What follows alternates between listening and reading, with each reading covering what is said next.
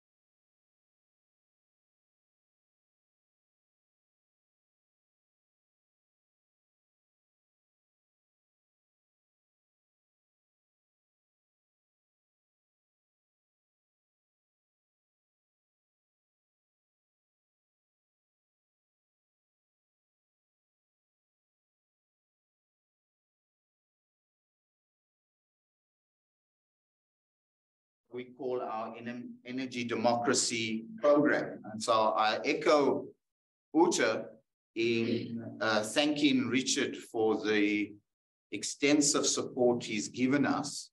In fact, kind of said slightly from the side of my mouth, actually Richard was a deployee of AIDC's to Fez, and who worked with us a lot on the Million Climate Jobs campaign and helping AIDC to develop its perspectives on the issues of climate and energy, etc. And we benefited over many years from that contribution. And like Uta says, the journey will not end here. It will continue in various places.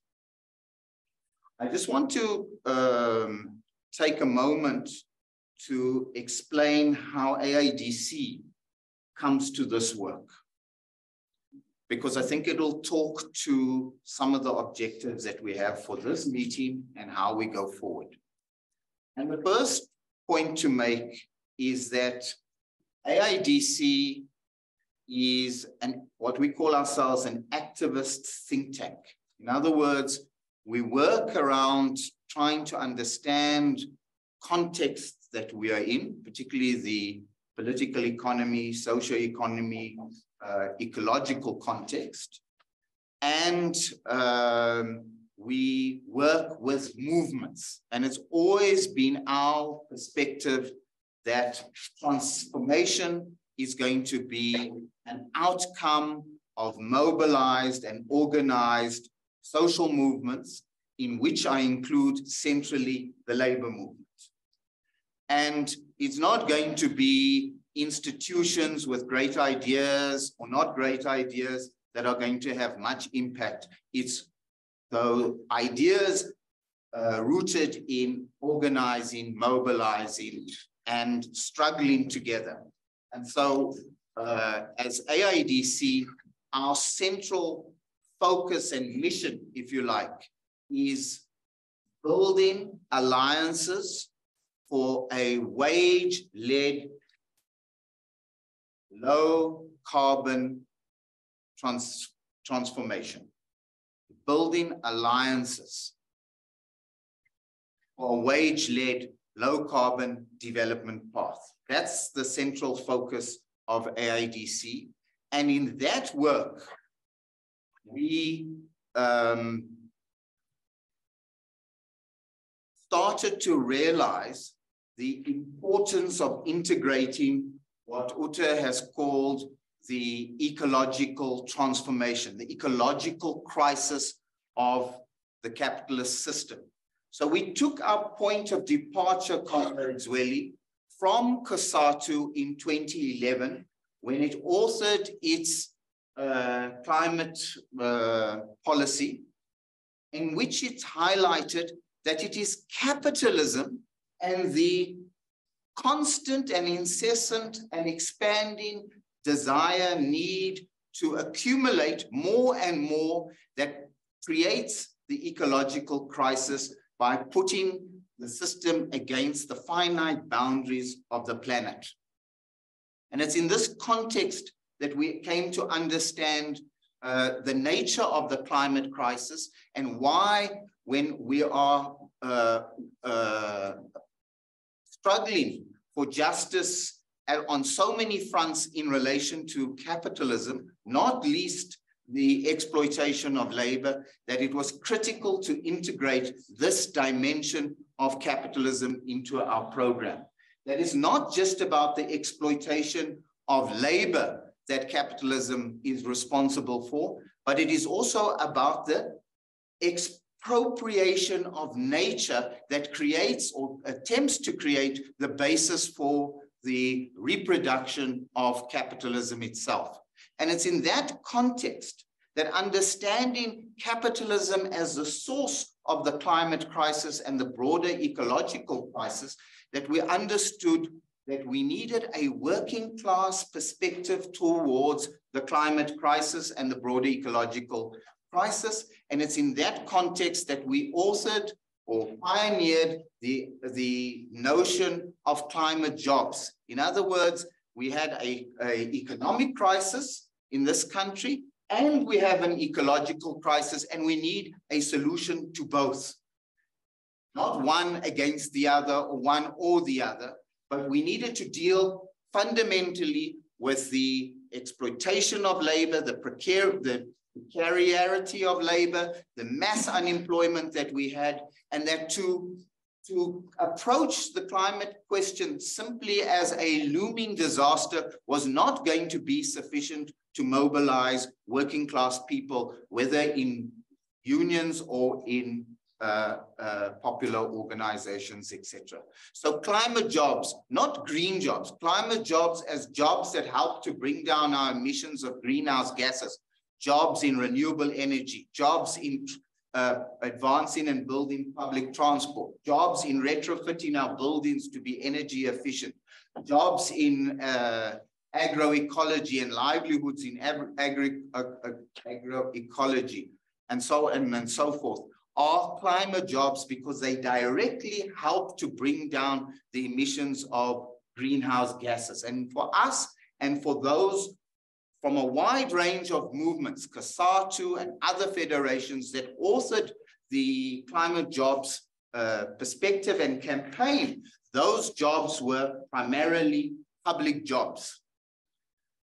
And it's in that context that, of course, when you're speaking about climate jobs and dealing with the emissions of greenhouse gases, and you consider South Africa's emissions profile, 12th, 13th biggest emitter of greenhouse gases in the world, then energy and the electricity sector comes into focus and the target. And therefore, the quickest way, the most effective way to decarbonize our economy is to decarbonize our energy sector and our electricity sector. And that brought the issue of Eskom into our focus. And with bringing Eskom into focus, then the question is, on what basis can we transform our energy sector? Is Eskom an obstacle or a potential instrument of that transformation?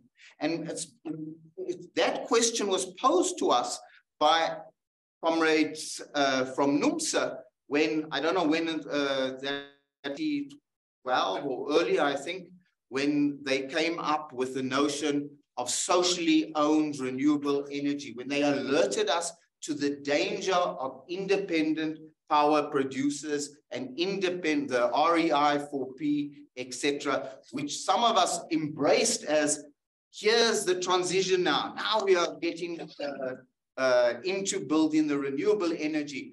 Little did we realize was that it was at great social cost, economic cost, and our argument is actually at the cost to the real advancing of a climate protection agenda, because the private sector, in our view, will never invest in the protection of the climate when it comes at the expense of maximizing profits. And we will discuss that during the course of this seminar, workshop, dialogue, discussion, whatever we want to call it. And it's important, therefore, that we've managed to bring together in this discussion the comrades that we've been working with in the labor movement and in the social movements. And we've got a number of comrades online who represent also those constituencies. But it's incredibly important for us to have this discussion when we are faced with the imminent, what we call green structural adjustment, which is being dressed up in the idea of a just transition.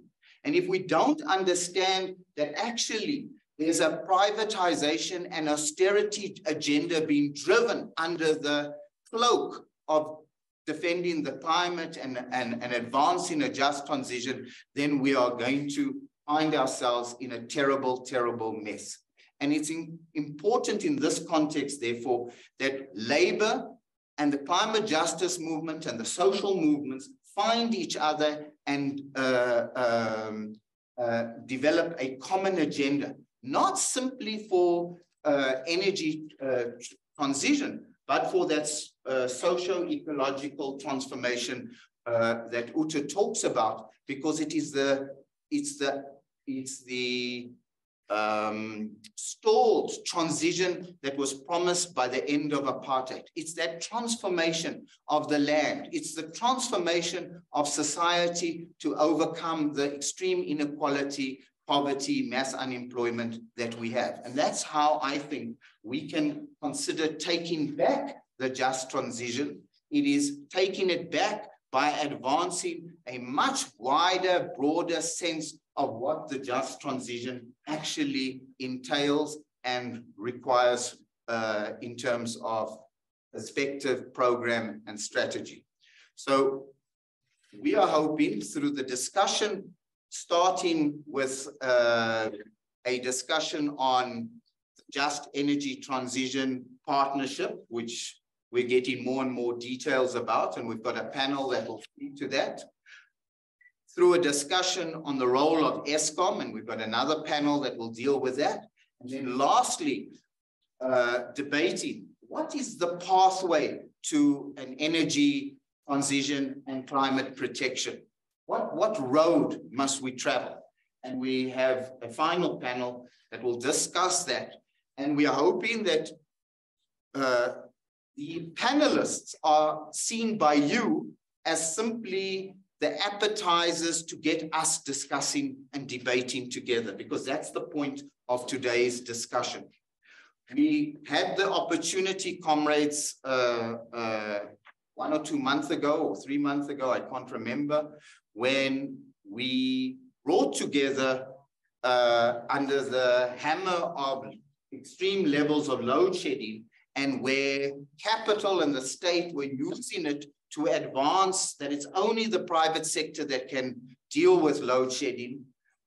We developed a united front where we brought SAFTU, COSATU, NUM, NUMSA, GAWUSA, several other unions, I can't even recall, and social movements to develop a perspective on dealing with the question of load shedding within the context of dealing with the broader issues of climate change and climate protection, etc. AMCU was very much part of that discussion. And that's who's gathered here today. It's the unions that we've been working intimately with, those who helped us to develop the Eskom Transformed and NUMSA, SATAU, SAPAU, SAFTU, I'm sure I'm missing out, GAWUSA, several others, DENOSA, that we are gathered here and allowing the possibility to discuss and get beyond the question, as Uta says, is it jobs or is it climate? It is the economy and it's the ecology, and we need a strategy for both. And we think that means a very big struggle against neoliberal capitalism and the green structural adjustment onslaught that is being waged. And we will hear a lot about the outcomes of COP26 and COP27 and so on. So that is a framing, a basis of why we're here and who is here.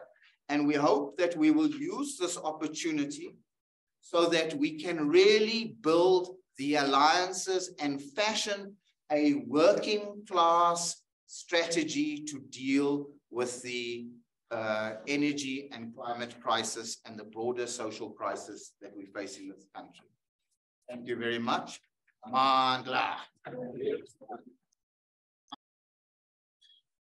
All right, comrades, my name is Andile Zulu, working within the energy democracy sort of segments of the AIDC. So the first panel is essentially going to be unpacking the Just Energy Transition Partnership. And I'm sure you've noticed in the past year, and especially in the past 2 months, that there has been an incredible media frenzy, an incredible amount of praise towards the president and those who work within his climate department about their victory, about their abilities to secure trillions of dollars potentially, so that we may transition, lower our emissions, and finally move on to solving or at least confronting the ecological crisis. But there are many questions that have not been answered. Why did this deal unfold and get built in such secrecy? Why were the South African people not consulted, particularly the important stakeholders, such as organized labor, such as workers within the fossil fuel industry, such as communities that are affected by mining and all the kinds of extractivism which are at the bedrock of our economy? Who financed these deals and what were their interests in doing so? What were the terms and conditions of the Just Energy Transition Partnership? And are we beginning to see a victory against the ecological crisis?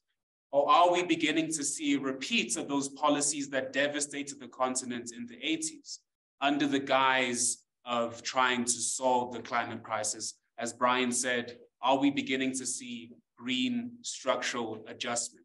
And so I think through this panel of speakers and through our discussion and engagements with one another, we can begin to critically unpack the JETP, and then of course also begin to move towards building political strategies around formulating what a true just transition is from the ground up, led publicly.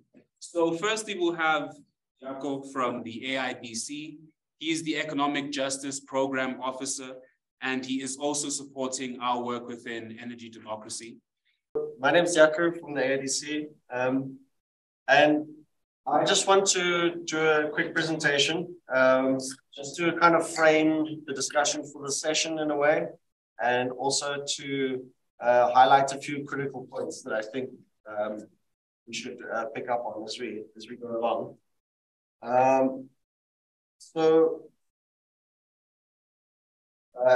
What I want to do is firstly to go through just a bit of context. What is the just transition that we've been talking about?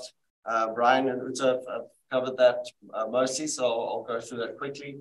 And kind of what is the need for an energy transition? Where's the need for decarbonization in South Africa?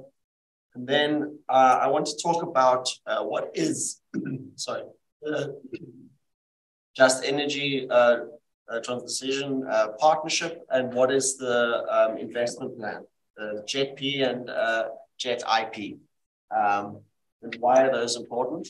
And then lastly, I just want to finish off with talking about some critiques of the JETIP, linking it to this issue of green structural adjustment that Brian and Andile have spoken about. May not be the world champions at soccer, but we're certainly the world champions at acronyms. So, actually, Andile, sorry, would you mind just minimizing the Zoom thing there so people can see the slide? So, decarbonization in South Africa and the energy transition. Why is this such a big deal at the moment, and has been such a big deal, and where does it stand? So South Africa is the 13th biggest emitter of greenhouse gas emissions in the world, of which 42% roughly come from the energy sector, about 15% roughly, I've seen some different numbers on this, come from Sasol alone. So there is a clear direct focus for decarbonization in South Africa as the energy sector. And so far, the way that the energy transition has been playing out is that the replacement of coal-fired power, which is where most of these emissions come from, the replacement of coal-fired power by renewables such as wind and solar has been seen as something that's going to come from market dynamics. It's going to come from renewable independent power producers, IPPs, taking over market share from Eskom, while Eskom starts decommissioning its coal power plants.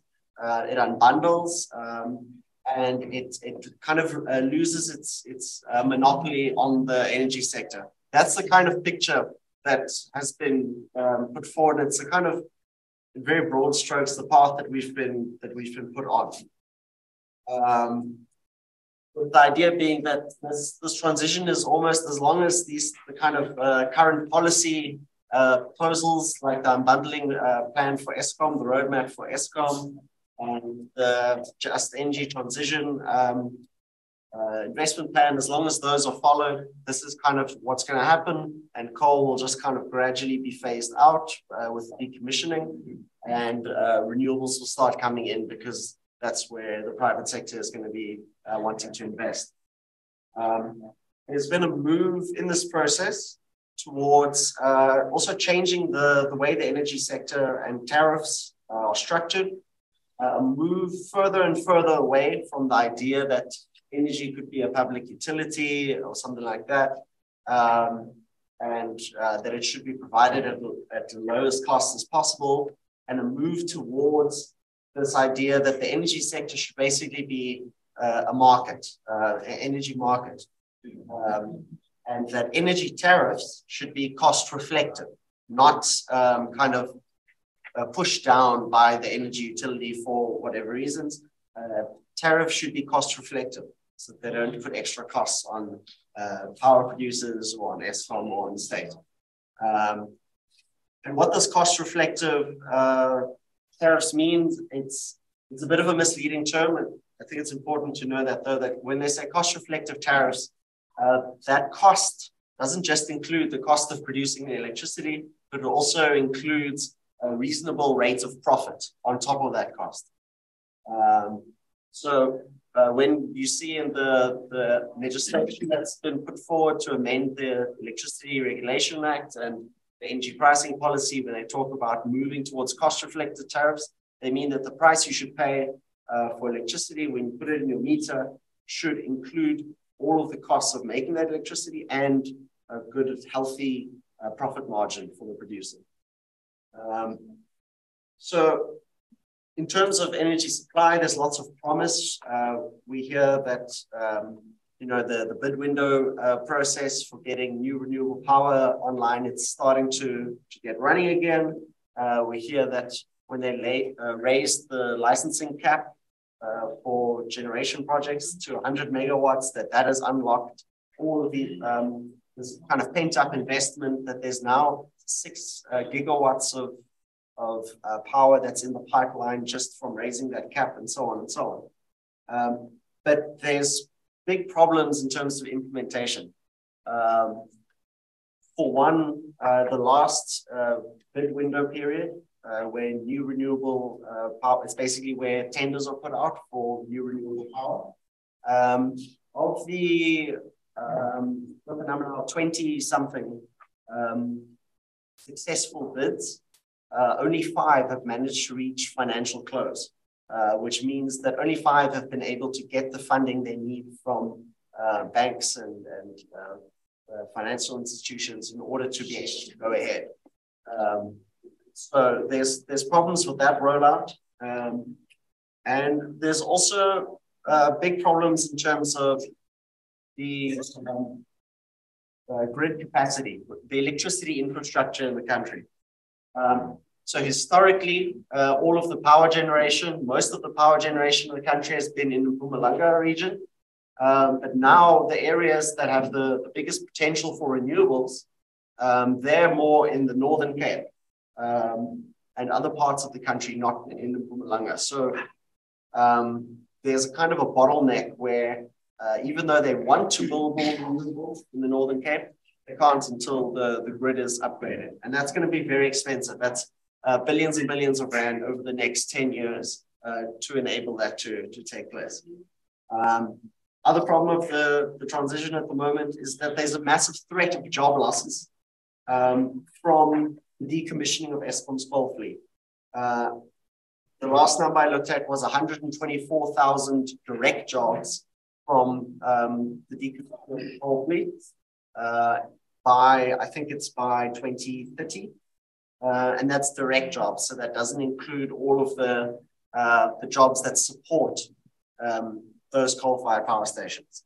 And there's also a big threat to our export-based industries because countries, especially countries in Europe, they are looking at putting basically a tax on imports coming in based on how carbon intensive those imports are. So what that means is the more CO2, the more greenhouse gas emissions that went into producing a car, when that car gets to Germany, the German government will then put a tariff on that based on how much carbon went into the production of that car.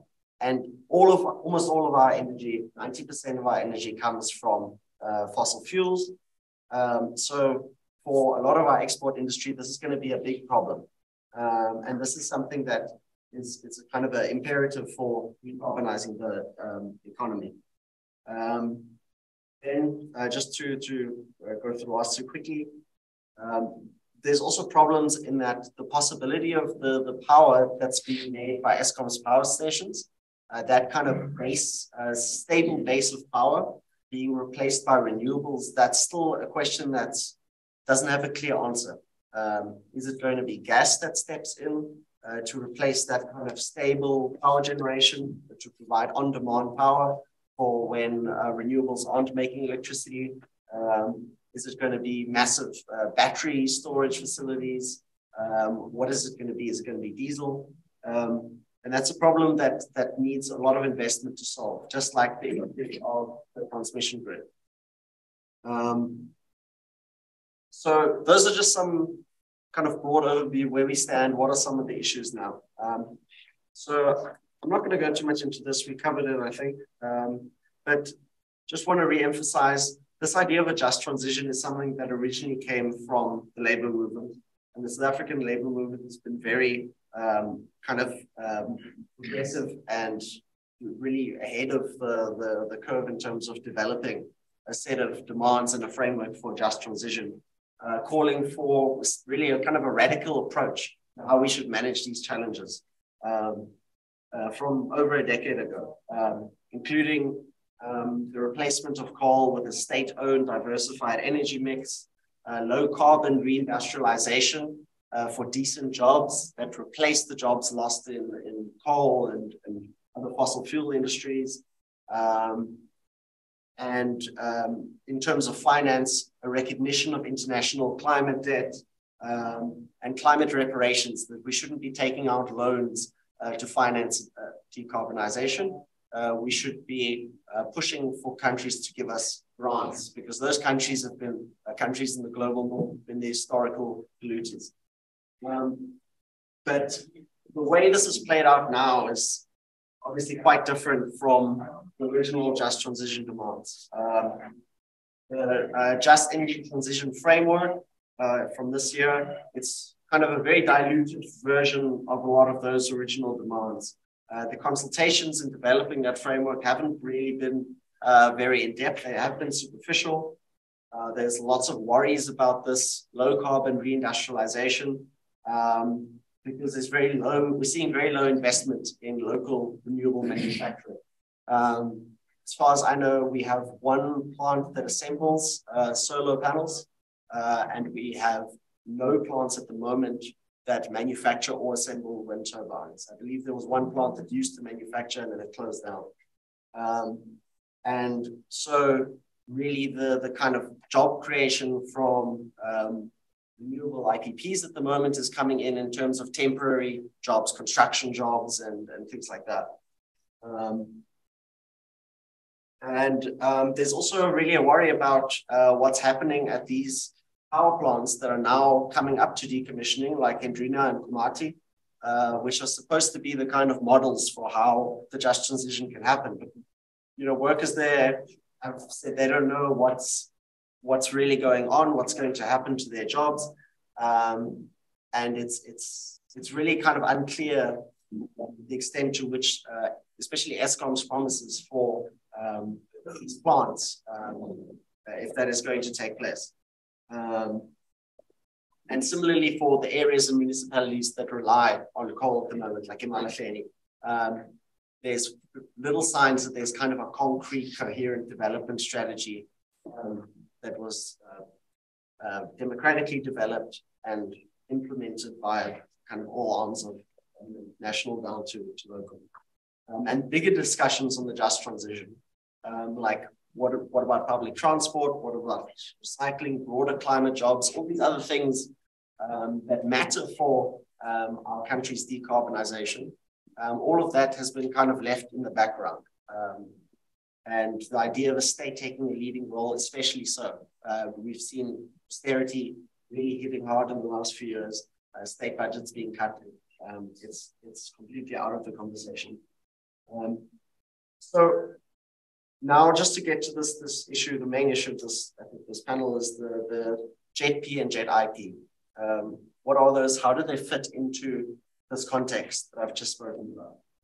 So last year at COP26 in Glasgow, there was an agreement between SA and Germany, France, the United Kingdom, the United States, European Union, to assist SA's transition away from coal. And this group of countries is called the International Partners, I forgot the name, International Partners Group.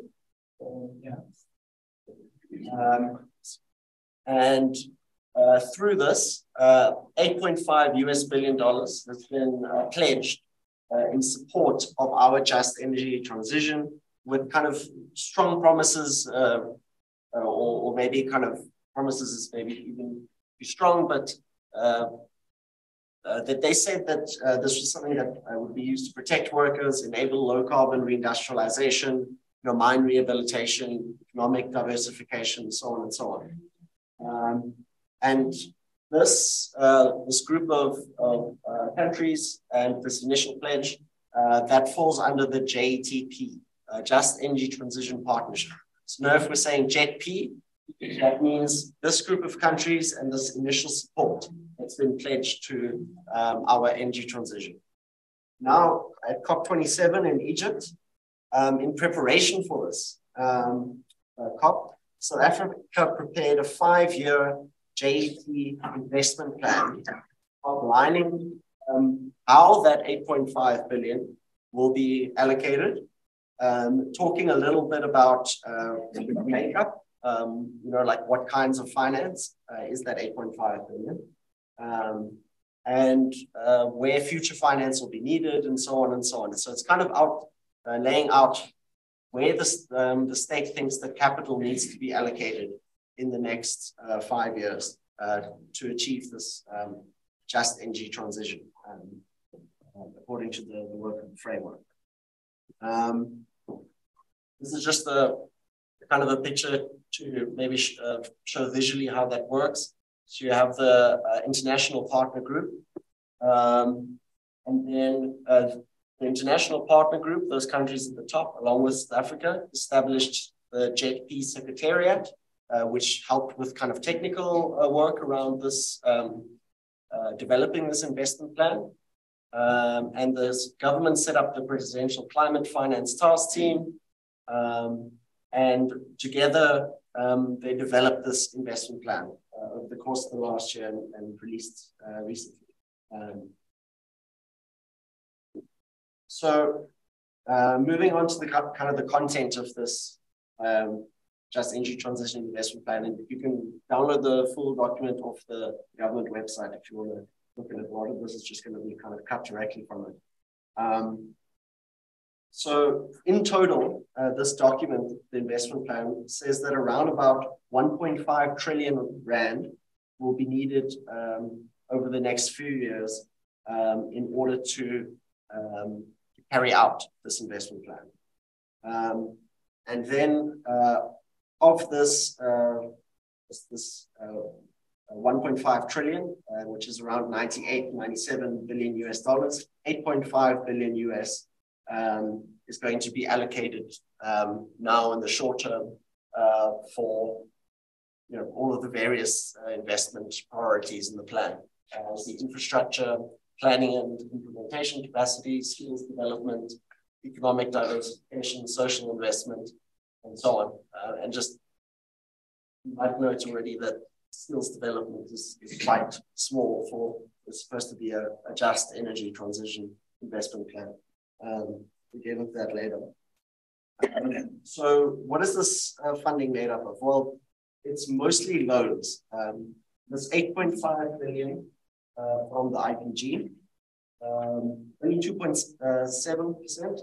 That was an old figure. 4% of this is grant funding, so that's just money that's being given unconditionally, or at least without having to be paid back. And the rest are loans. Concessional loans, meaning just that they're at a lower interest rate than the market interest rate. And we know very little about all the terms and conditions that have been attached to this funding. But Courtney's going to talk about that. And so, how does this JAT IP work? What is the kind of the mechanisms of this plan? How is it supposed to lead to a just transition? So clearly the scale that will be needed, this 1.5 trillion, is far greater than what's currently available. So this 8.5 billion from the IPG, which comes to around 144 billion rand.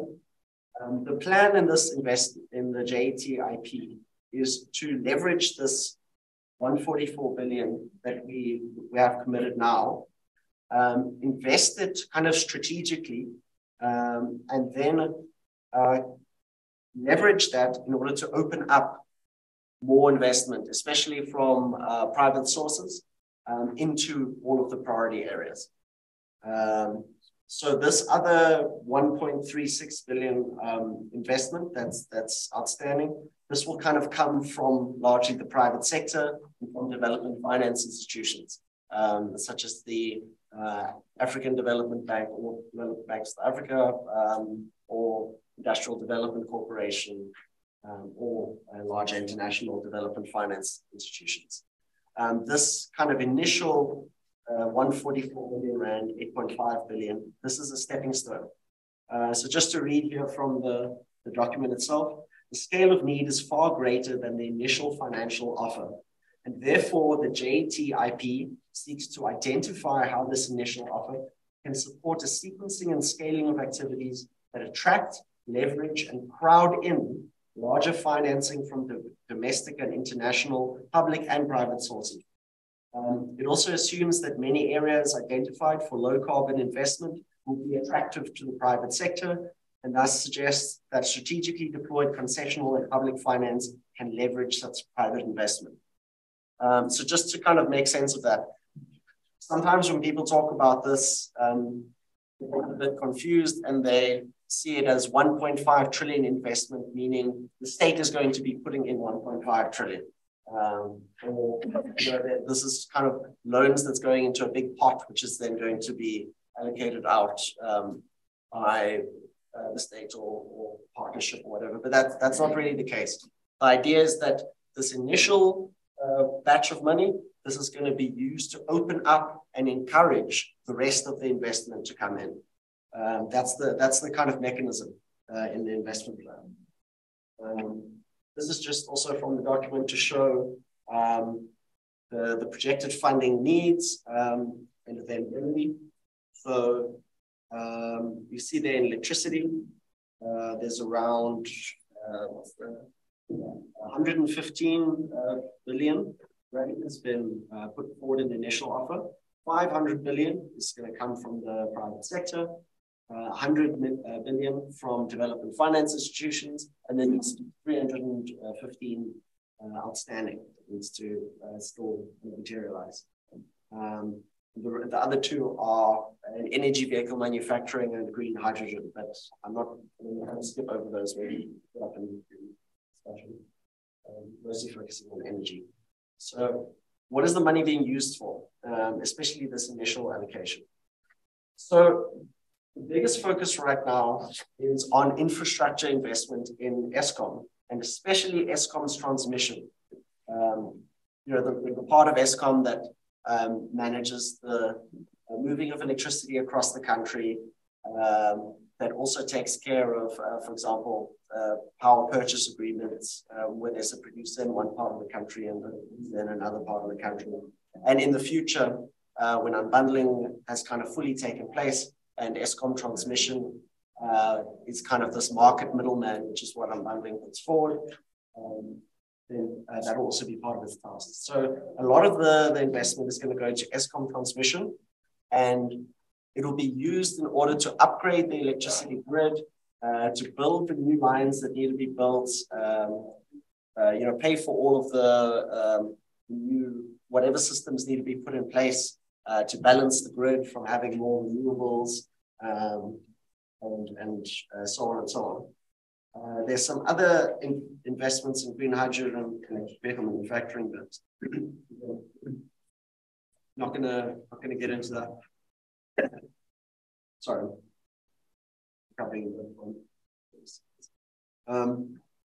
So here's a kind of a breakdown of the electricity sector in terms of what will be needed in the next 5 years, and in the next 12 years. So there's, and this is kind of the allocations in the JET IP. So you have 4.1 billion rand for coal plant decommissioning, and then in the right column, you see who this plan kind of puts forward as the party responsible for investing in this part of the plan. So 4.1 billion needed for coal plant decommissioning, and this is Eskom. Eskom that's going to be investing in this. 131.8 billion in the next few years transmission. Eskom owned and operated. Again, be Eskom investing. 13.8 for distribution, and that's Eskom and municipalities. And then 233 billion and 242 billion in solar and wind. And this will all be investment from the private sector in the private sector. You can see this kind of is precluding the idea that Eskom can get some of this funding and invest in its own renewables. It actually says that apart from an extension of Eskom's Sia wind farm and the repurposing of plants, new wind and solar will all be private sector. That's what this is allocated towards. So you can see that already this investment plan is kind of locking us into a future vision of the energy sector where energy generation is produced by for-profit independent power producers, and where Eskom is responsible largely and is going to be getting the funding for making sure that the system runs smoothly. And this is a kind of this shouldn't be surprising if you look at just kind of the history of privatization and renewable reforms in general, where parts of the system that are not very profitable to run, those are left in public hands. But the profitable parts of the system, those are the ones that are privatized. So in this investment plan, you see funds being used to subsidize, enable or de-risk private sector investment in for-profit renewables. You see concessional loans, you see funding for power purchase agreements, 20-year contracts where the state will buy electricity from IPPs at a set price.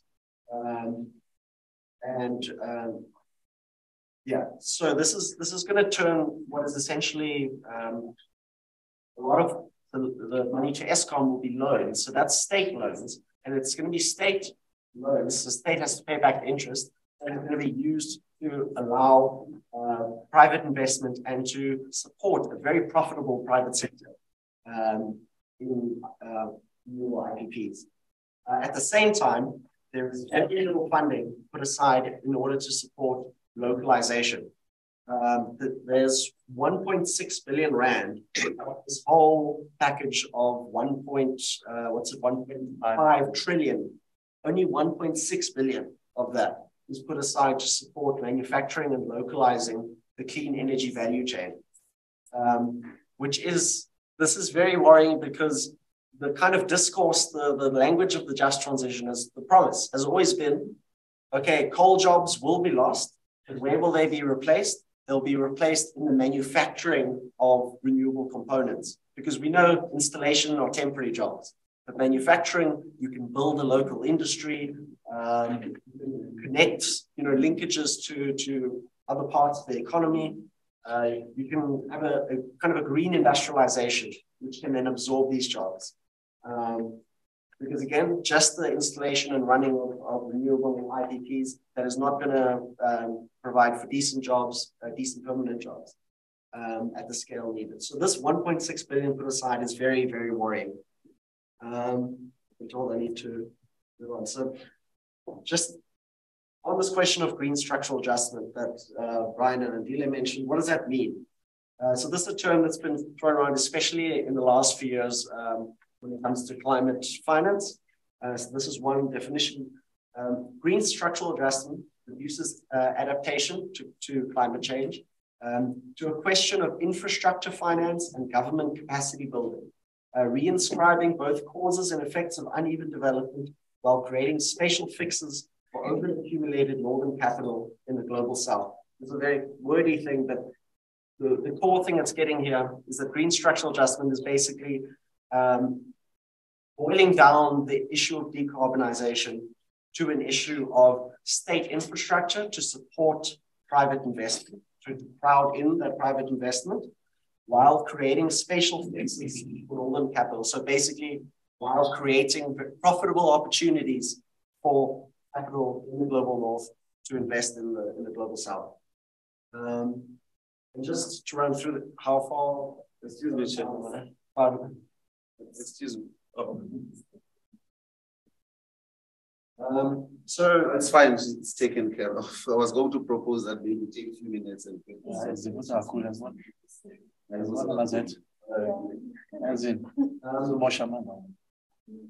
fine. I think we'll handle. So just three kind of basic critiques from our point of view. I think can be a lot more to talk about in the discussion. So on the question of kind of justice in the transition and development, we see that there's almost no support given to workers and communities affected by the transition. There's a lacking coherent vision of green industrialization or investment in green industrialization. Firstly, on a basic level, there's not a lot of money being put towards this, only 1.6 billion, but also there's no mention of the other things you need for industrialization. You need to subsidize local industry. You need to put tariffs on imports of Chinese solar panels, of Danish or Spanish wind turbines, because otherwise those are just going to be cheaper than whatever you produce here. And there's no reason for local industry to emerge from that process. And in fact, now we see that the government is talking about dropping the localization requirements for window 5 in order to make sure that they can be profitable enough to get financial closure. So they can say green industrialization, but there's no mechanism by which this is going to come about in the plan. The other issue is that this locks us into this model of a marketized energy sector, where you have for-profit power producers dominating. But this also means cost-reflective tariffs, right? This means that these producers have to get enough return on their investment.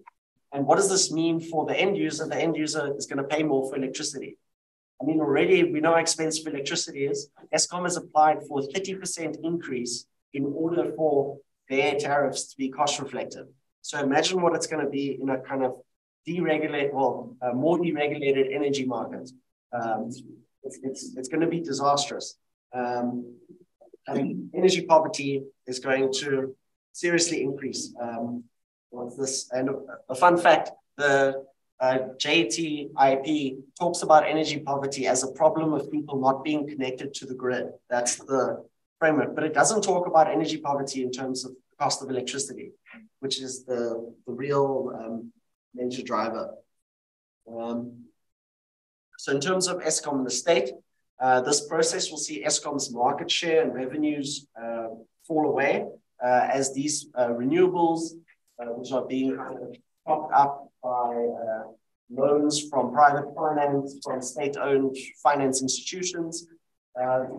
They enter the market, they undercut Eskom. Eskom is less able to sell less and less electricity, and it starts getting into trouble. It's unable to carry out its promises to decommission coal plants and turn them into kind of renewable facilities that maintain jobs. And there's a growing burden of climate debt for the state to pay off in all of this. And which will again put extra pressure on the fiscus, more austerity, right? And in terms of the energy transition, the move away from coal, fossil fuels to renewables, the plan is for this in the JT, I think, billions in kind of state funds, in loans, sectional financing into trillions in private investment to displace coal. Just think about the mechanisms here. Is this guaranteed?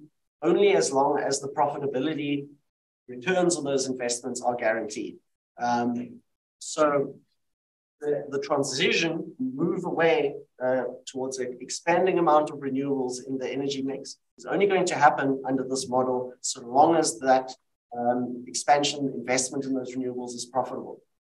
And we think a transition is unlikely under this because in the rest of the world where really most countries have some kind of market-based energy system, there hasn't been a transition, there's more been an energy expansion where renewables have grown as a share of the energy mix, but so has everything else has kind of kept pace. And renewables have only kind of gone from this much to this much, while coal, gas, oil, everything has stayed high. And then lastly, this is going to be an energy transition in which we see the energy sector become dominated by foreign finance coming in the form of all these investments and foreign-owned multinationals, transnational corporations who are kind of ready to come in and start new renewable projects here. They have their own expertise, their own value chains, supply chains, and with localization requirements being dropped, what is this going to mean for the justice in the energy transition? So I'm going to stop there before I get in trouble.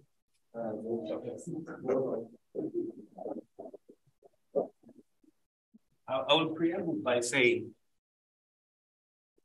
one of the things that worked for the European states, it was their approach when it comes to energy transition. Their alternative approach than the substituting approach. It wasn't of the European countries resolving to mothball their power stations instead of decommissioning their power stations. They would be suffering energy poverty. because in their energy transition, they did appreciate that renewables have to be a priority, but we need a backup. It's worrying the approach that we are taking, which is substitutive.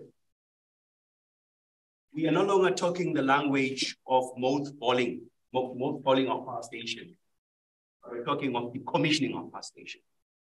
What we need to ask ourselves, if we're to face the same challenge the Europe countries faced, are we going to survive as they survive?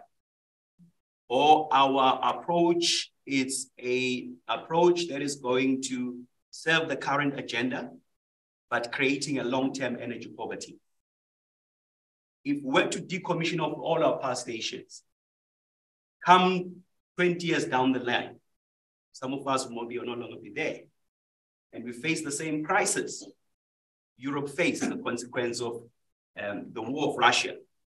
We have a backup when we've decommissioned all our power stations. So their approach worked for them. So hence, comrades, I will further, before I go to my presentation, remind you of what one thing at some point Eskom said in 2016. I happened just to go to their Twitter and remember this. You see, in 2016, Eskom once said these two things. And that was on the April 24, 2016. For Eskom to ensure reliable supply of electricity and no load shedding, a fleet renewal strategy is necessary over and above normal maintenance. And again, Eskom cited this and said, Eskom fleet renewal strategy extends the life of a station by replacing components when they reach the end of life, if economical to replace. Now, until we appreciate the fact that a power station can be renewed and the life expectancy of the power station can be extended, that is the solution we need for now.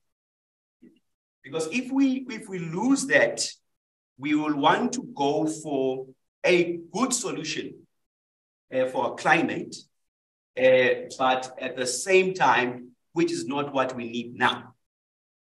Because I worry when we're gonna come or opt for solutions that are out of haste or desperation. You will never achieve just energy transition if you're gonna manage it under a state of emergency. So that is why, comrades, in my presentation, I'll be dealing with facts and figures so that we can understand that we don't have the problem that they say we have. Comrades, in South Africa, we don't have a problem of generation capacity. We don't have. What we have in South Africa, we have a problem of energy availability. Now, if you go to the latest Eskom integrated report, including the financial statement, you will learn there that this is an audited fact, by the way, comrades. Go page 137 of the Eskom integrated report of 2021. This is an audited fact. You will find there that Eskom have an installed capacity, including IPPs, of 52,549 megawatts. This is what is installed. This is what is on the grid, and it's an audited fact. Now, what is interesting about this figure, this is not even a total capacity. It's a nominal capacity. Now, you see, when we talk of generators, you've got a nominal capacity, you've got a nominal power of the generator and the full load power of the generator. So your nominal, we are looking at about a 90% of the total, all right? So if you look at that figure, this is an audited figure, you can go, that's why I put those pages so that you can go and check for yourself. The installed Eskom capacity alone, we are looking at about 51 megawatts. That is on the grid as we speak now, right?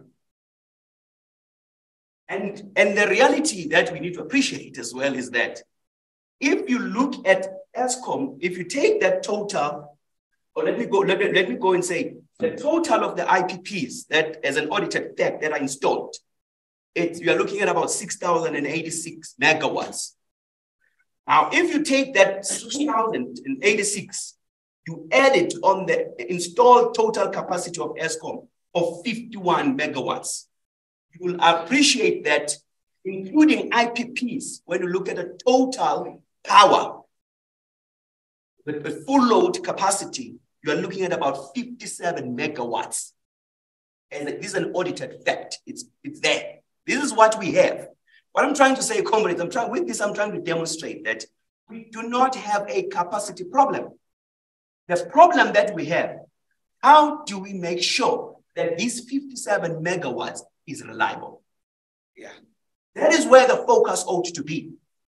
Because if the focus now is to say we want to source as much as possible the renewables from the IPPs, what difference will it make to add 10,000 megawatts on this 57? Because the only thing is it extends the abundance that we have. So the reality here, comrades, what I'm trying to demonstrate here, the reality is until we have a paradigm shift to say what is a problem, the problem is availability. So, because if you look, comrades, this is another audited fact. You look at the peak demand, you're looking at about 31 megawatts. Do your basic arithmetics. 31 megawatts minus from the 57. You see how much? We got 20-something megawatts that is available, surplus. The problem is we are being continually fed the wrong narrative that we have a problem of a generating capacity, which is a farce. It's wrong. It's incorrect, comrades. We don't have a problem of we've got 57 megawatts sitting on our grid. The only problem is that it's not always available when we need. And that is an engineering problem, by the way. It's not a political problem. It's an engineering problem. How do I get my engineering invention to be optimal? It needs engineers, not politicians, to sort that problem out. Now, if you're going to have politicians all over the show seeking loans and finances to finance additional capacity on the abundance capacity, it's a problem. So the fact of the matter, comrade, is, the fact of the matter here, comrade, is if we are to solve Eskom problem, we need to appreciate that fact. Now, currently, year to date, we are looking at our energy availability factor is sitting at around 58%. That 58% simply means of that 57 megawatts, it's basically, we have about 53%. It is 53% of the time available.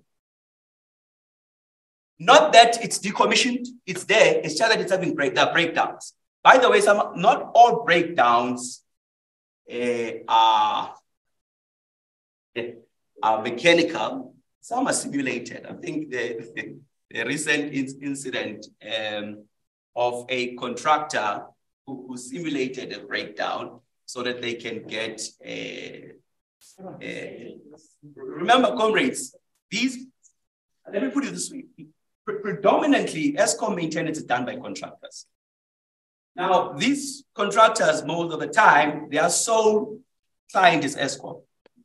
Now, for sustainability of their business, Eskom must have problems, okay? When Eskom have problems, as employers and entrepreneurs and business people on their own, that's what translates to sustainability on their end, okay? So that is one area we still need to look at because with contractors running maintenance, say it, comrade. All right. So the reality, comrade, what one wants to demonstrate here is we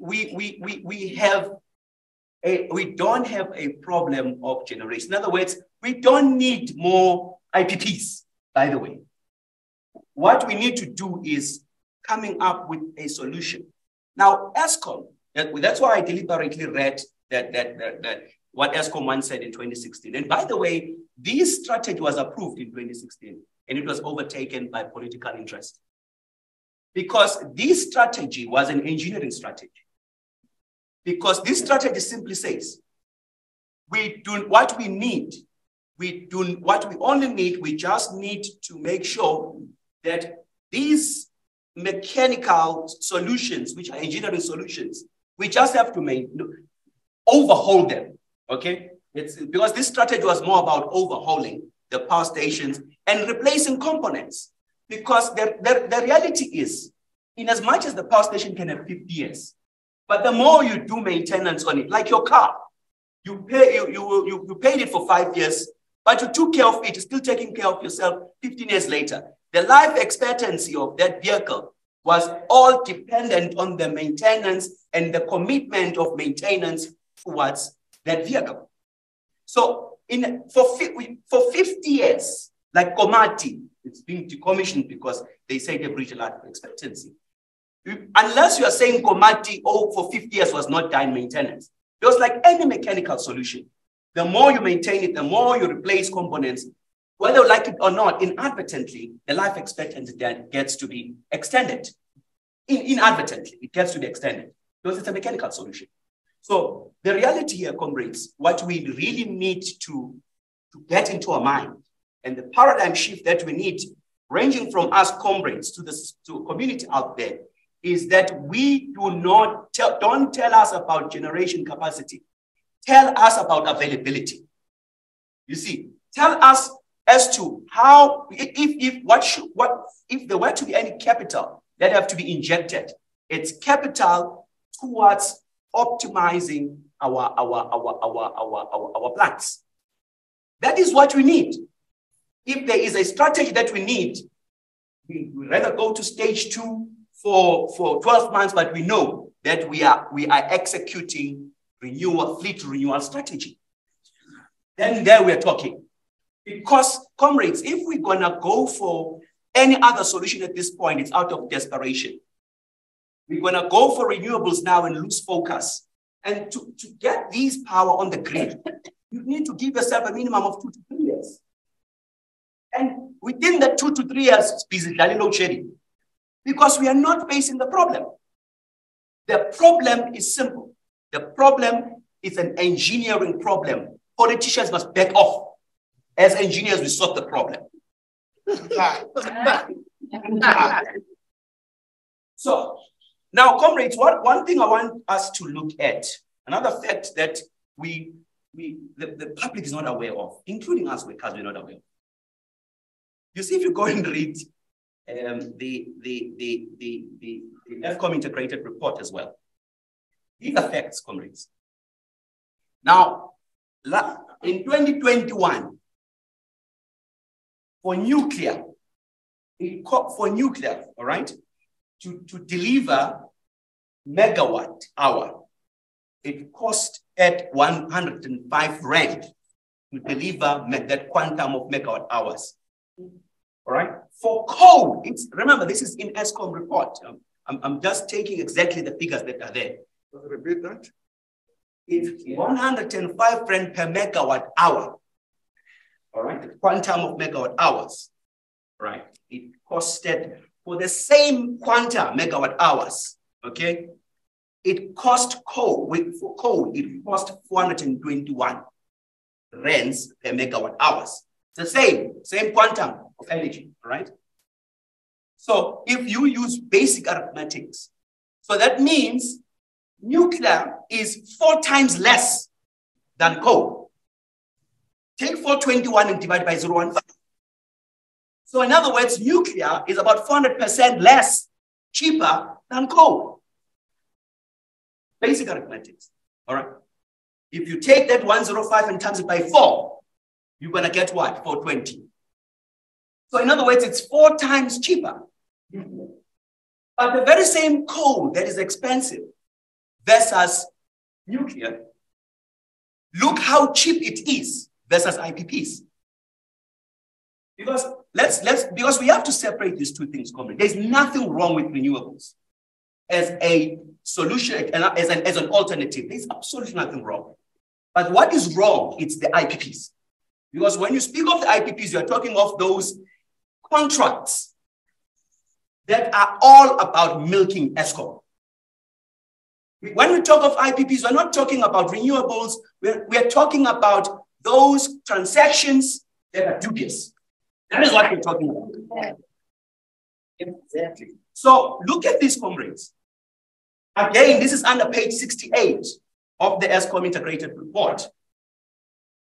For the same megawatt hours, which cost 421 rand using coal. For the same amount, comrades, I mean same amount, it cost using OCGTs, the generators, the ones that have become fat cats these days of diesel. Look at these, comrades. For the same megawatt hours, it cost 3,579. For the same quantum, for the same orange, that Eskom buy at 421 rands, it cost, when you buy it at the rate of IPPs, it costs 3,579 rands per megawatt hour. Do your basic maths again. Say that 3,579 divided by 421. It's about 8 times, comrade, expensive. Remember, nuclear was 400% cheaper, but these IPPs are 800% expensive for the same megawatt hours, comrade. You see? Now, and if you look at the renewables, okay, the renewables, again, this is what Eskom is saying, because there is this thing that we've been taught, they've been preaching to us, no, the unit costs are decreasing. It's fine. If the unit costs are decreasing, but tell us about the difference there. If the unit cost, we are arguing that they are now maybe 60% cheaper, but tell us about the other 340%. Where is this 340% going to? That is why we are saying the problem here, it's not the solution. Renewables per unit can be cheaper, but these contracts are a problem. That's why the problem is. Because if it's 60% cheaper than what than coal, it's fine. But tell us, where is the 340 going? So that means there are other administrative costs and other contractual costs that we are financing, but we're not benefiting from them. So the reality, comrade, here is look at the renewables. The renewables, for the same quantum, they cost 2,178 versus 421 if you compare with coal. And again, there we are looking at about 500%. They are 517% expensive. 5 times expensive, Makaban. So what we're trying to demonstrate to you, comrades, because what the government is selling to us, they're not selling us renewables. They're selling us IPPs. That is what they're selling us. And until we understand this, that is why we will have a problem with these IPPs. Remember, if you read the new generation capacity regulations, it says the minister can either, for new generation, it can either be Eskom, Ogun State, or an IPP. The new generation is not only strictly stringent that it must be done by IPPs. In other words, in terms of the regulation, there is nothing that is restricting Eskom to like Cyril Wind.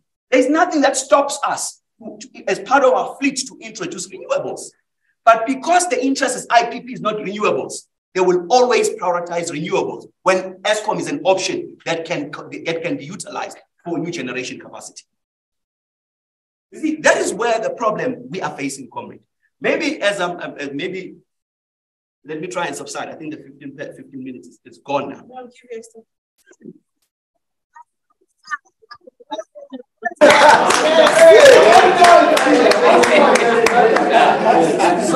Don't try that, Sarah. Don't try that option. These are facts. You can go and check you download them. All these are exact figures. They were audited figures by Sizwe and Tsaluba Gobot. And the CA that audited the facts was Mr. Swan. So it's there. It's an audited fact, comrades. So we don't have a problem of capacity, comrades. We have an engineering problem that needs an engineering solution. We need to get our generators optimal, and we need to look at the issue of contractors doing our maintenance. Okay. Now, comrades, let me just quickly delve into a few solutions. Okay. The solution at this point, comrades, that we need to restore and retain, then transition. Because transitioning at this point will definitely be unjust. Like what comrade was saying, because we have created this state of emergency. So when people fly out of the country, they will fly with that emergency mentality, and when they get there, they come back with loans. Because the problem, what we need, comrades, is let's restore our 57 megawatts so that we can be able to supply our 31 megawatts, by the way, even in winter. In summer, it's even lower than that. Okay? All the way out, about the range of 26, 27, 28 in summer. So that 31 megawatts to 34, it's basically a winter challenge. But what our approach should be, let's restore our 57 megawatts and retain reliability of these 57 megawatts and allow ourselves a room to therefore plan and manage energy transition so that it can be just. That's what the endpoint coming comments. Another thing that we need to look at, I know it's because this strategy was people that were instrumental on it, Aboko, because here they are the black ships. It was hoiked with them away. But this was an engineering strategy. A feasibility study was done. There's a report on this. Because Komati, Camden, and North was one of the power stations that were going to use to actually implement the strategy. We're going to start with. Look at the Komati today. It's being decommissioned. But Komati was prioritizing the strategy to extend its life expectancy. If this strategy was rolled out, Komati today would be one of our hope. But guess what? Komati is being decommissioned. When we had a solution of Komati 2016. So comrades, we really have to look at that. So the strategy that we need now is a strategy towards reliability and strengthening of our plant. That's what we need, comrades. Another thing is we need to review these IPP transactions. I've demonstrated factually, Matipan. These IPPs are, by the way, these IPPs, if you read the Eskom integrated report, they only contribute 5%, right? And in the financial year 2021, but they contributed 6%. And but however, of the primary energy cost, 30 billion went to IPPs, who only contributed 5% or 6%. And now that is where the problem, we've got that problem, government. And let me, in financial year 2020, they contributed 5%, right? And they took about 28%. I mean 28 billion, my population, 28 billion. And in the coal, it contributed the rest, but it costed us 66 billion. Now you've got coal contributing almost 90% of the total energy generated, costing us 66 billion. You've got these things contributing 5%, taking 28 billion home. And these things, for that matter, they're not reliable. If you were to look at their load factor, currently sitting at 33%. 33. So their load factor. These things are useless. Okay. Let me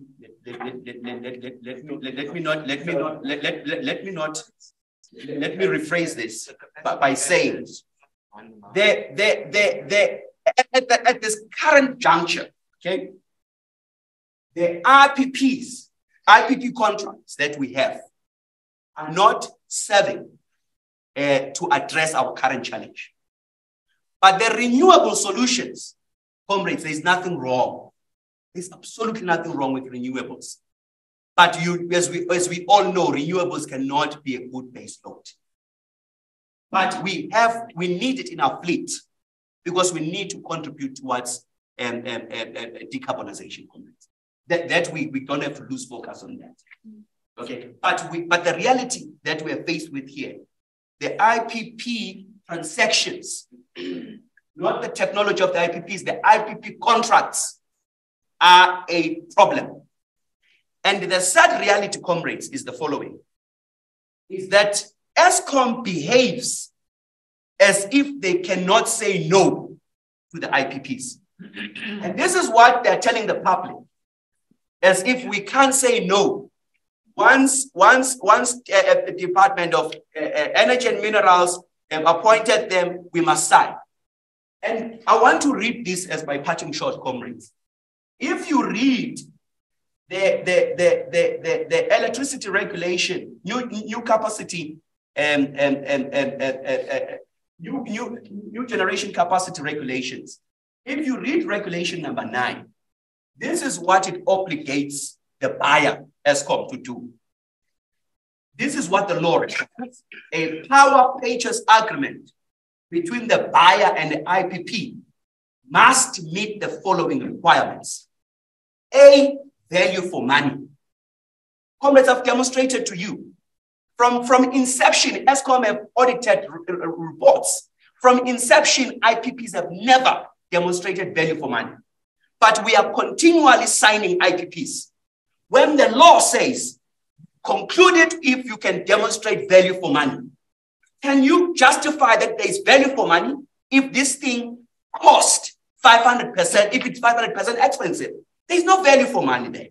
Even that gives Eskom a leg to say, we can't conclude these things. Because why? The law and our fiduciary duty to this company and to the nation is that we must enter into these transactions that will demonstrate value for money. And that is not happening, my God. Again, it says the following. It says satisfactory due diligence in respect of buyer representative and proposed. Not that one. Not that one, comrades. That's the yeah. It was saying satisfactory due diligence in this. Sorry. Yeah, no, I'm going now, comrades. So satisfactory due diligence in respect of buyer's representative and the proposed generator in relation to matters of their respective competence and capacity to enter into the power purchase agreement. Eskom have all the facts that they don't have capacity to enter into this power purchase agreement, looking at the debt level. But Eskom continues to sign this agreement. So that is what one is trying to demonstrate, to say, we amongst other problem is Eskom sometimes failing its fiduciary duty to say no to these IPPs, which are a problem. So in a nutshell, comrades, that the solution that we need at this point, it's not a solution towards additional capacity, but it's a solution towards reliability and optimizing and strengthening of the available 57 megawatts that is sitting on the grid as we speak. Thank you. Maybe to start by making a few introductory remarks. The first one is to whet your appetites. This is literally hot off the virtual press. It's the final edition of a Mind Love for 2022. It's a double edition with a special feature that's exactly about this need to reclaim the just transition from a working class perspective. And we can share the link to those who are interested and share hard copies in the next week or so with those who would like to receive them. Why is it that I can't do this? Let's go here, and then let's go here. And then the second thing, maybe to say very quickly, is I think when we look at the question of finance, this is what I wanted to say in the previous session, but I held it, is that we really have to move beyond transparency, in my view. Transparency is not enough, and the process is not enough in relation to what's happening at the moment. You can't, on the one hand, in my view, say we're seeing the bombardment of a neoliberal policy and then just hope we can have a seat at the table. And then we must ask a bigger question, and that is, do we need the loans? And I want to get there at some point. I also wanted to contradict some of the workers slightly and say, you know, you really, as a trade union movement, have led with this idea of the just transition. From COSATU to NUMSA to the idea of socially owned renewable energies. And I think it's so important for us as AIDC to be able to work with the trade union movement, with comrades like you, who have the insights as to what's happening at the coalface of the situation. And I think it's until we bring the research cannot be done outside of being connected to what's happening at the coalface. Otherwise, the research isn't comprehensive and expansive enough to really understand the situation. But having said that, I think we must be cognizant, we must acknowledge that the trade union movement, as much as it put this on the agenda in the big way more than a decade ago, it hasn't led for a long time. And it's within that situation that you create the space for the big capital, big business, and the private sector to co-opt the idea of the just transition. Number one. And number two, I think if you look at who's taking up the struggles, it's a lot of communities within Mpumalanga, as the comrade was saying, where they are completely oppressed. They don't have any water, they don't have any housing. I mean, we all know the situation. And so, as much as workers and organized workers are critical, in our view, for advancing and reclaiming a real just transition, I think that we have to come back into the picture in a big way, trade unions, and meet the radicalism that we're seeing from social movements who are pushing much harder because they see how they're going to be, how they're already being devastated by the ecological crisis. So that's just 2 points I wanted to make before getting into the actual presentation. And maybe I should start by reminding us that not so long ago, Eskom had a reputation for being the #1 public energy utility in the world. And of course, we come here in the context where we know that's no longer the case. We've experienced more than 15 years of load shedding. Year on year, it's been getting increasingly worse. And we're now experiencing the worst year of load shedding since it started in 2007. And I think many of us recognize that it's not only frustrating, but it has dire implications for the economy. We know it has dire implications for healthcare and health services. And we can go on and on and on about the big costs, economic, social, etc., that load shedding has for our country. Oopsie. And many attribute the problem to Eskom being this vertically integrated public utility that has a monopoly over energy generation, effectively distribution, transmission and distribution in this country. And so everyone's asking or saying, perhaps if only there was more competition for Eskom, then we would have more reliable and affordable energy. This sentiment is shared by many, some maybe even in the trade union movement.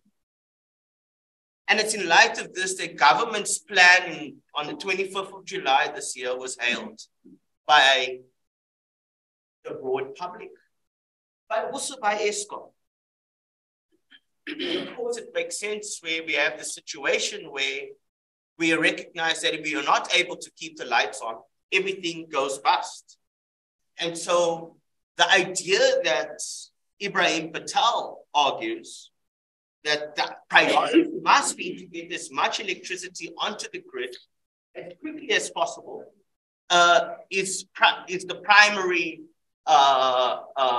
thing we need to put our attention to. And he says, you know, even if we must turn to the IPPs, even if we must go for the REI4P, which I'll come to, and private embedded generation, and even if that means dropping the localization requirement so that we can get the electricity onto the grid as quickly as possible, we cannot but do that. Otherwise, everything goes bust.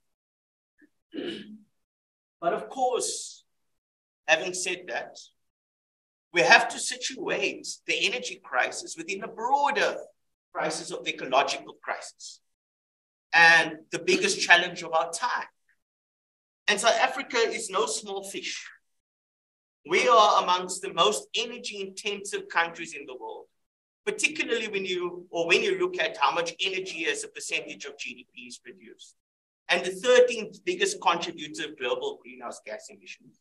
Now, we may say 1.2%, it's small fry compared to China, the US, many European countries, but it's not insignificant and it needs to be dealt with. And so, however we decide to deal with the energy crisis, which is, of course, of utmost urgency, it must be located within this broader category of what a transition can be. Now, I share your view, Silindokuhle, that a big problem at the moment is the issue of the energy availability factor. Now, this is how much energy you have available over time, all right? And what can reduce this is unplanned and planned outages and planned maintenance.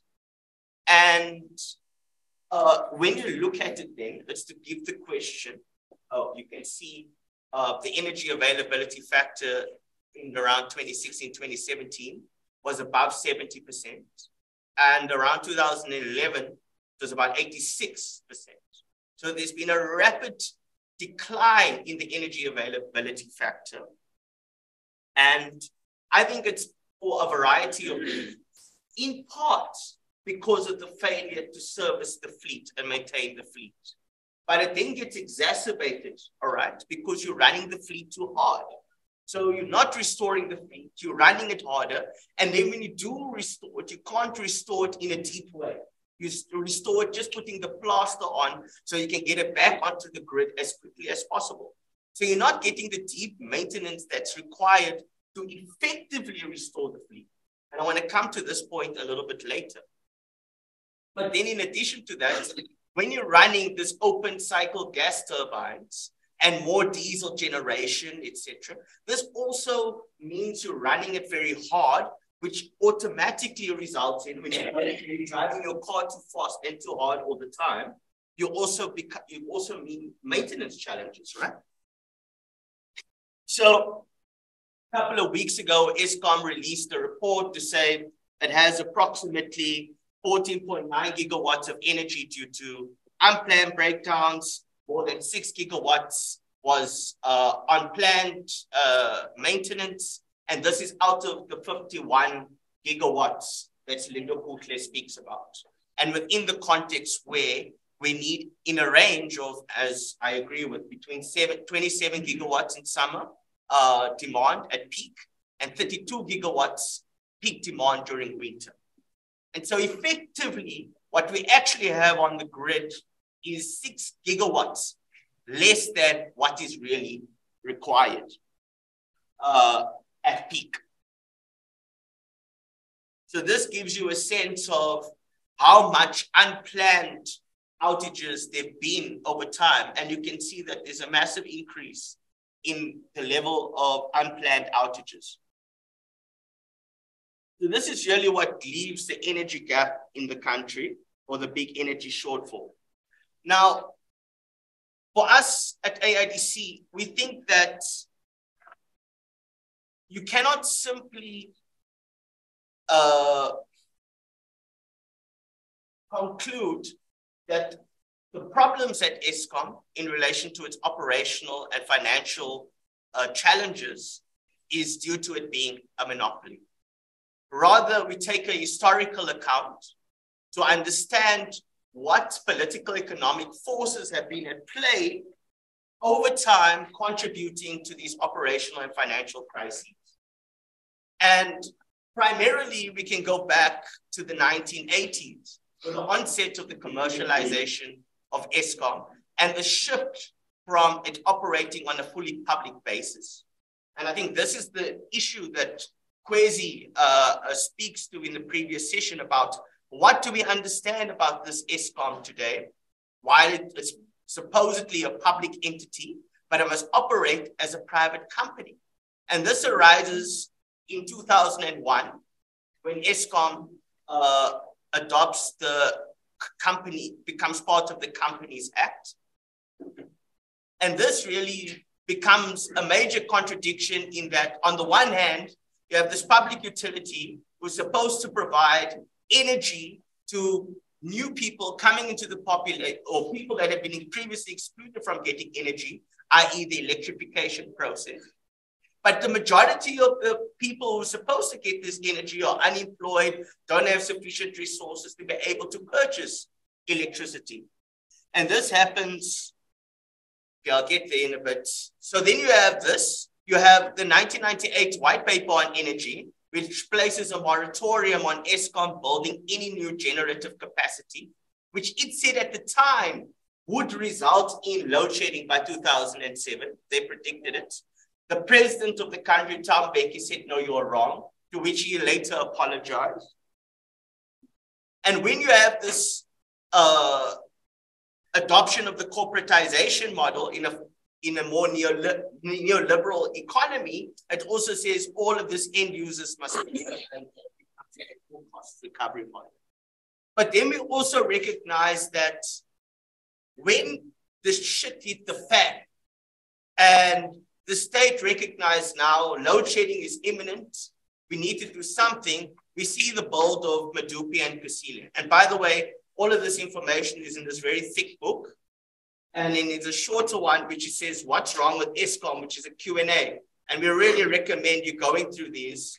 And then you see massive push to invest very rapidly in Medupi and Kusile. There's two big coal-fired power stations, which, as we know now, took many years to complete, but also the loans for the development of Medupi and Kusile, particularly the 2010 World Bank loan, was filled with corruption. For example, links to Hitachi and ANC Chancellor House and so on. And this $3.75 billion loan in 2010 will only be paid off by the end of the century as a result of a declining exchange rate. And there's an article by Dick Forslund in Daily Maverick, you can look at it, which shows how the reduction in the exchange rate from approximately 7-8 Rand in 2010 to where it is now has ballooned the debt of Eskom. So you take this bad investment, you take the failure to invest in generative capacity, you take a finance model that's not fit for purpose, and so on and so forth. It's a multiple reinforcing crisis that's a manufactured crisis. The fact that we don't have sufficient energy today is as a result of decisions, political decisions that were taken more than 20 years ago. And so it's in this instance that we should then evaluate government's responses to the energy crisis.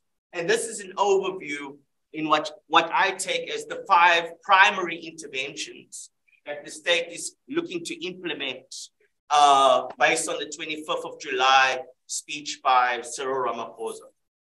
Now, the first one is about improving the performance Eskom's existing fleet. That's what you're saying we should do. Then they're saying accelerate procurement of new generative capacity. This means the IPPs primarily. 3 is to accelerate the rollout of private embedded generation. This means that companies can produce energy mainly for their own purposes. Okay? And then ultimately, what to be able to achieve this, it's about the restructuring of the energy sector. And this is mainly about unbundling. And in summing up, the country's plans, Ramaphosa and government's plans to deal with the electricity crisis, Carol Payton in the Business Day says, the plan is to open up the floodgates of private investment in generation capacity. Now, let's weigh up whether they can actually meet our immediate energy needs. Now, Jaco already hinted at the fact that the bid window 5 has come to a head. Only 5 out of 26 bids have reached financial closure. Now, financial closure does not mean that they've started to build any projects yet. And in fact, it's predicted, it's estimated that at the very best, we may get 1 gigawatt of energy out of the 2.6 gigawatts of energy that was supposed to come on board from the RDI4P bid window 5 by 2024, 2 years' time, at best. At best. Now you tell me, is that going to be quick enough? All right, that's the first thing. Behind this problems is what we call the 3-fall effect. And as you get increasingly cutthroat competition between the private sector, the bidding prices drop dramatically. This is generally what's referred to as the levelized cost of electricity or energy. But what we are not seeing is a commensurate drop, falling at the same pace in the capital expenditure costs, in the borrowing costs, and other input costs that would require to actually get energy on the ground to get it built. So given that there's a declining level of profitability, which is disincentivizing the level of investment that's required to be able to shift the energy mix globally. And so this is what Jaco speaks about, is that what we're actually experiencing globally is an energy expansion, whereby there's an almost like-for-like increase in the level of energy generated from fossil fuels as it is for renewables. And so there isn't a shift. This is what Tamira is saying. Is there a transition or not? And this dispels any myths that transition is inevitable, whether it's just or not. Now, the more likely scenario, because the auction process is failing globally outside of getting massive state subsidies, is that the hope is that the private sector, particularly the big ones, will invest in more private embedded generative capacity. And this will predominantly be able to be done by those who are part of what's known as the energy intensive users group. This is 27 companies, public and private, who account for more than 40% of the total energy consumed from Eskom. And so what you'll see is that as this 27 companies are able to produce their own energy, that means, 1, a reduced demand for Eskom. 2, these private companies, through the feed-in tariff, will sell their surplus electricity back to Eskom at cost-plus rates at higher levels of profitability. This is where this cost comes in that you're speaking about, that we're currently paying for. And by the way, I think we should decide whether cost is a sufficient reason to tell us not to shift to a transition, but that's another debate. But the thing is, what was I saying?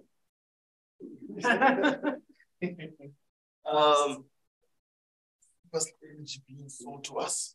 What's going to happen is that as you see these people, 1, shifting off the grid, 2, selling the electricity back to Eskom at a higher price, it means that there's falling sales volumes, declining revenues, plus higher input costs. This together, Eskom, accelerates what's known as the death spiral. And this is this effect by which Eskom is invariably and inevitably has to raise tariffs on a year-on-year basis as you see the declining levels of sales volumes, whether it's because of declining reliability of energy. Then it was the introduction of the REI4P in 2011, Comrade Zico. And then from there, you see the rising debt and debt service costs. And together, that's why we can see the exponential rising tariffs over time. And so it's not a case of Eskom is just bad and useless. It's a case of you have this model that will automatically almost result in such a situation. But more than that, I'll try and finish in 5 because I've spoken for long.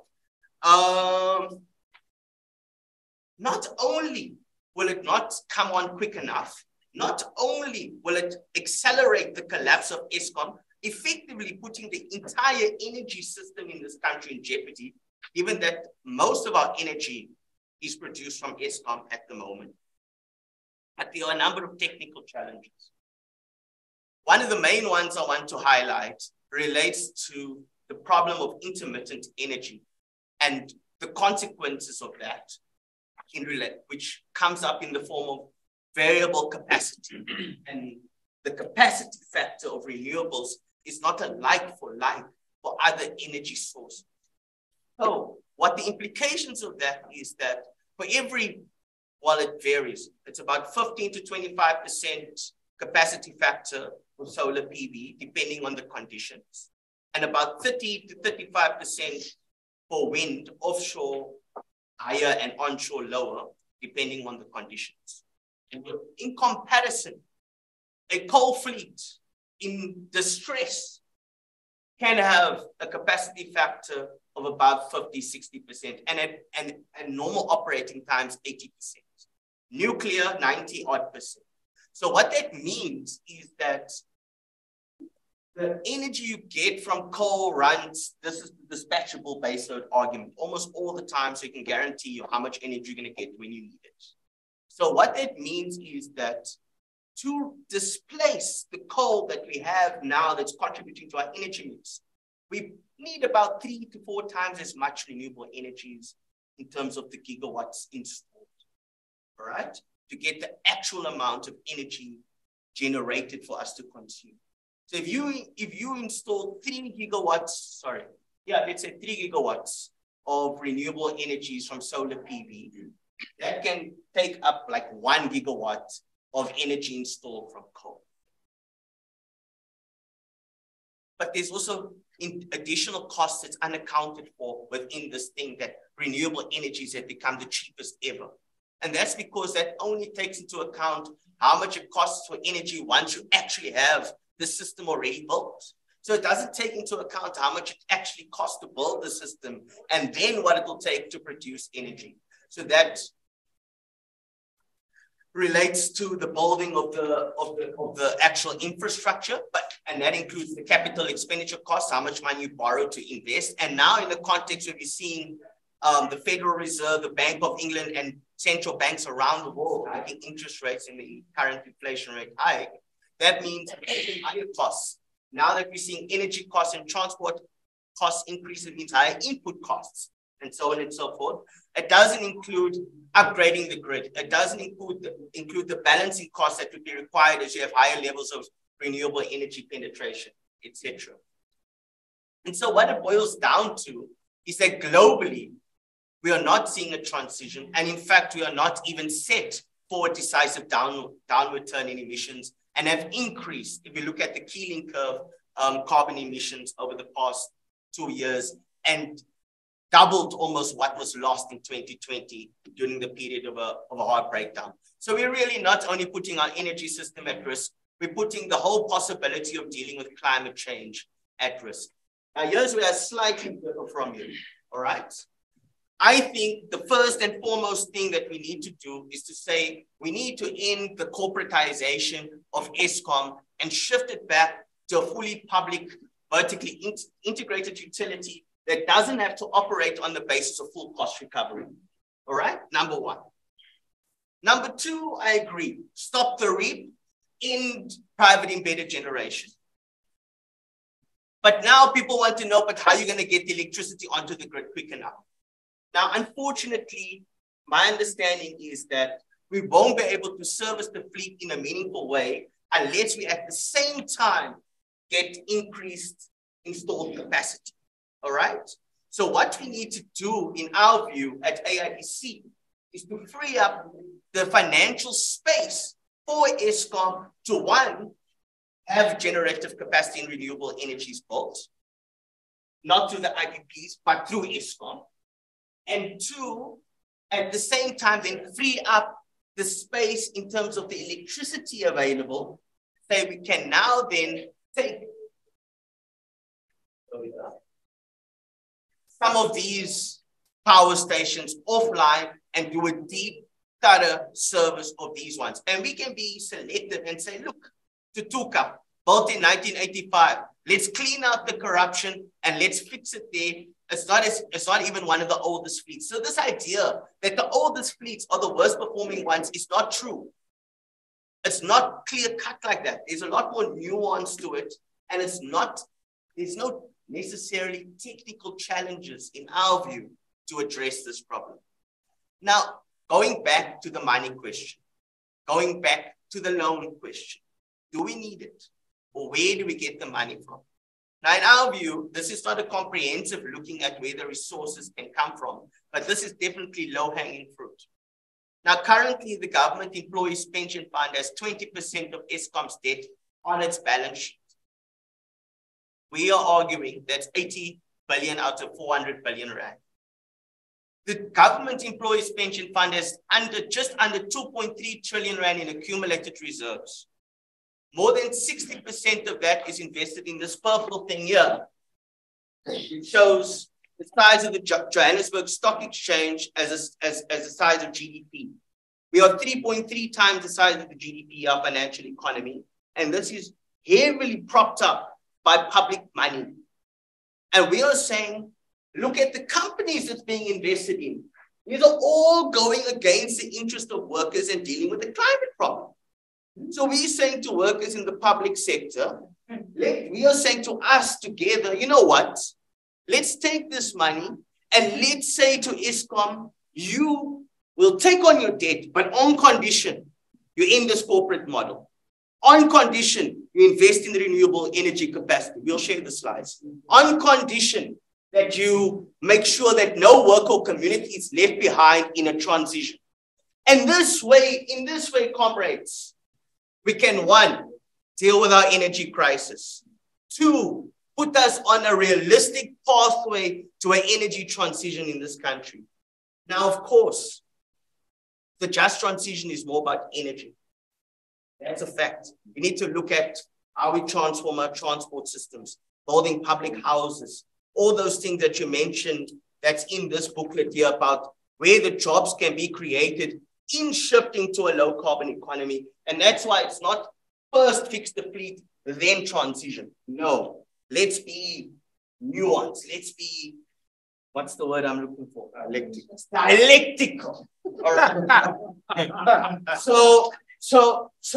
But none of this will happen outside of how we started today. It's a question of power. Finance capital is powerful. Unless workers take back the just transition, the game's lost. Thank you.